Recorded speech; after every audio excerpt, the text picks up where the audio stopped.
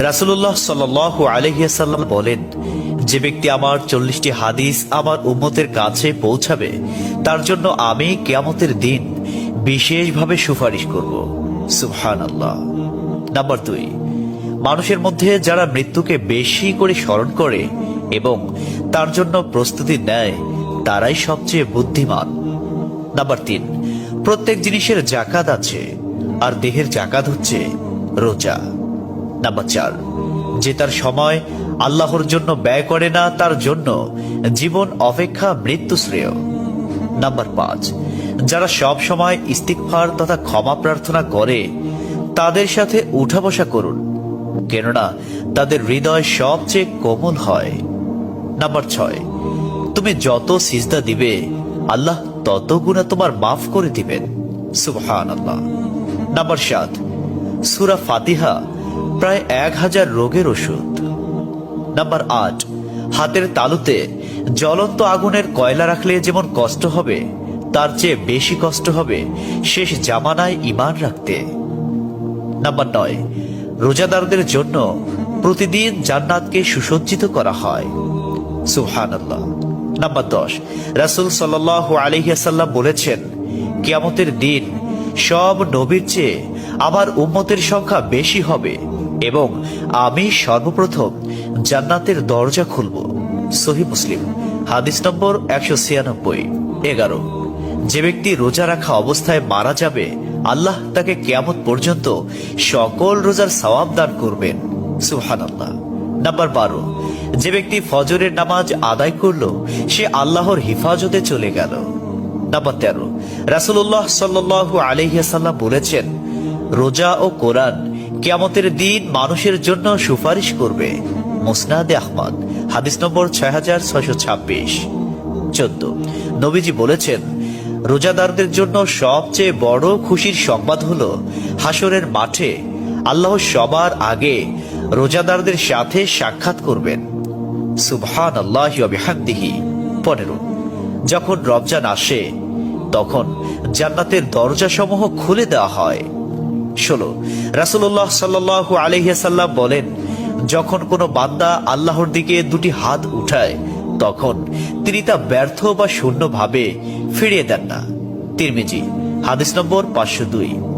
17, হযরত মুহাম্মদ সাল্লাল্লাহু আলাইহি ওয়াসাল্লাম বলেছেন, একটি খেজুরের অর্ধেক হলেও দান করে জাহান্নামের শাস্তি হতে নিজেকে হেফাজত করো। সহিহ বুখারী, হাদিস নম্বর 6023। প্রিয় ভাইরা, নাম্বার 18, যদি ভালো হতে চাও তবে সর্বপ্রথম মিথ্যা বলা ছেড়ে দাও। 19, তুমি যখন রাস্তা দিয়ে যাও তখন আল্লাহর নামে জিকির করো, কারণ হাসরের দিন ওই রাস্তা তোমার নামে সাক্ষ্য দিবে। 20, তোমরা সব সময় উযু করো, কারণ কিয়ামতের দিন যারা উযুকারী তাদের হাত পা উজ্জ্বল থাকবে। সুবহানাল্লাহি ওয়া বিহামদিহি। 21, যার দুঃখ বেশি তার প্রতি আল্লাহর রহমত বেশি। 22, যখনই নামাজে দাঁড়াবেন জীবনের শেষ নামাজ মনে করবেন। 23, যে মহিলা গর্ভাবস্থায় 1 খতম কোরআন পাঠ করবে তার গর্ভের ওই সন্তান একজন নেককার বান্দা হিসেবে দুনিয়াতে আগমন করবে। সুবহানাল্লাহ।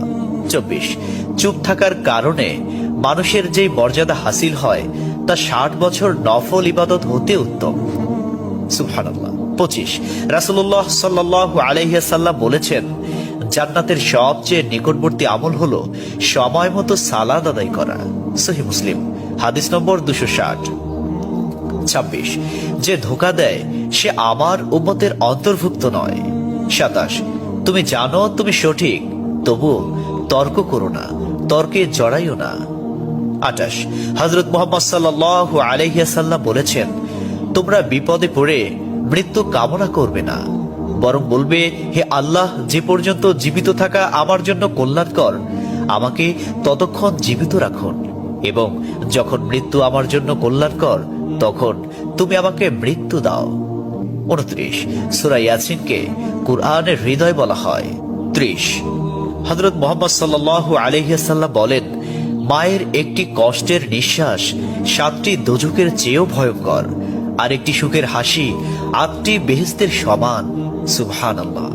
31, যে অন্যের বাবা মাকে গালি দিল সে যেন নিজের বাবা মাকে গালি দিল। 32, রাসূলুল্লাহ সাল্লাল্লাহু আলাইহি ওয়াসাল্লাম বলেছেন, আমি যা জানি তোমরা যদি তা জানতে পারতে তবে নিশ্চয় খুব কম হাসতে এবং খুব বেশি পরিমাণে কাঁদতে। 30, মানুষ যদি মৃত ব্যক্তির আর্তনাদ দেখত এবং শুনতে পেত তাহলে মানুষ মৃত ব্যক্তির জন্য কান্না না করে নিজের জন্য কাঁদত। 34, মহানবী সাল্লাল্লাহু আলাইহি ওয়াসাল্লাম বলেছেন, সূরা ফাতিহা তোমরা ধীরে ধীরে পাঠ করো, কারণ মহান আল্লাহ নিজে তার জবাব দেন। সুবহানাল্লাহ। হাদিস সূত্র মুসলিম 910। 35, রাসূলুল্লাহ সাল্লাল্লাহু আলাইহি ওয়াসাল্লাম বলেছেন, কিয়ামতের দিন যে জিনিসটি মুমিনদের পাল্লায় ভারী হবে সেটি হচ্ছে সুন্দর চরিত্র, আখলাক। আবু দাউদ হাদিস নম্বর 4101।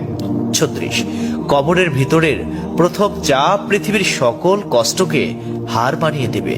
37, হযরত মুহাম্মদ সাল্লাল্লাহু আলাইহি ওয়াসাল্লাম বলেন, যে ব্যক্তির অন্তরে এক সরিষা দানা পরিমাণ অহংকার থাকবে সে জান্নাতে প্রবেশ করতে পারবে না।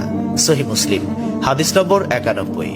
38, কিয়ামতের দিন ওই ব্যক্তির জন্য সুপারিশ করা হবে যে প্রচুর শীত উপেক্ষা করেও ফজরের নামাজ আদায় করল।